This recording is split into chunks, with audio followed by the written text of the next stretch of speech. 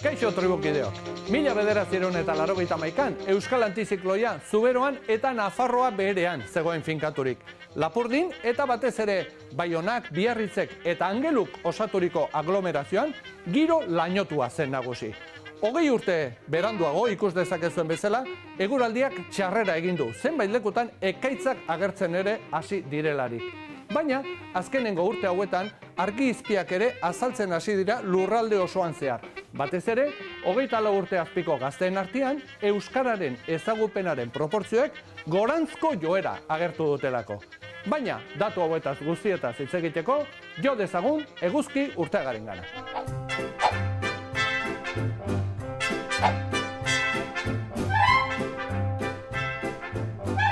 Eguzki, eta zure ustez iparraldeak orokorrean zeinen antza gehiago du? Biarritzena ala Urepelena? Iparraldean ikusten da lurraldeen arabera diferentzia nabarmena dutela. Alde batetik dago Baiona inguru giroan, non euskaldunen kopurua apalagoa den, eta aldiz Baxe Nafarroan eta Zuberoan kopuru hori handiagoa da, ez? Baina oro har esan daiteke elebidunen kopurua 22koa dela, elebidun hartzaileena 9 eta 10tik 7 ez du euskara ez ulertzen eta ez erabiltzen. Datu horietan oinarrituta, askotan esan izan du da iparraldean euskaren egoera larria dela, baina hori topikoa da ala errealitatea? 1991az geroztik egiten diren ikerketa soziolinguistikoak erakusten dute gainbeherak jarraitzen duela, naiz eta gainbehera hori leundu egin den azken urteetan. Eta datu positiboa izango litzateke batez ere 16 eta 24 urte artekoen artean berpizte delako bat ikusten dela, ez da oso nabarmena, baina horrek esan nahi du generazio berrietan eta batez ere eta hurrengo urteetako datuek erakutsiko dute 15 urtetik beherakoen kasuan ere berreskuratze prozesu bat abian dela, baina ez da nahikoa oro har beherakada hori eteteko.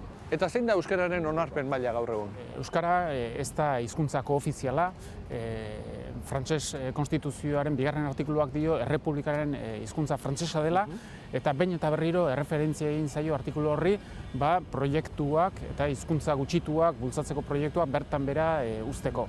Hala eta guztiz ere 2009an Frantziako konstituzioan reforma bat egon zen, eta bere 75. artikuluak errekonozitzen ditu hizkuntza gutxituek Frantziaren ondareak osatzen dutela, eta zentzu horretan dago hizkuntza gutxituen ikuspegi patrimonial bat. Aspaldiko errebindikazioare bada Europako hizkuntzen karta sinatzea, nola dago afera hori? Nahi bada hurrengo urteetan karta hori berretsia izan dadin, horrek suposatuko luke konstituzioa aldatu egitea, ez? Eta konstituzioa aldatu izateko kongresuan gehiengo kalifikatu bat behar da. Horrek zesan nahi du, azken finean, Holanden gobernuak nahi eta nahi ez eskubiaren sustengoa behar duela horrelako erreforma konstituzional bat egin ahal izateko, eta momentuz baldintza horiek ez dira ematen.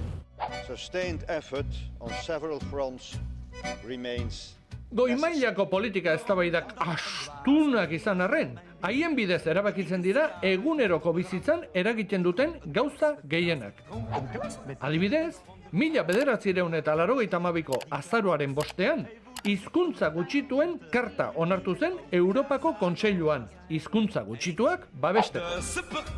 Europako Kontseiluko 57 estatuetatik 23 berretsi dute akordioa, baina zoritxarrez, 24 estatu dira akordioari muzin egin diotena.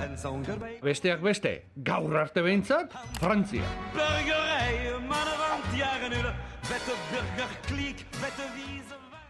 Eguzki eta etorkizunera begira zer nolako zerrikituak ikusten dituzue?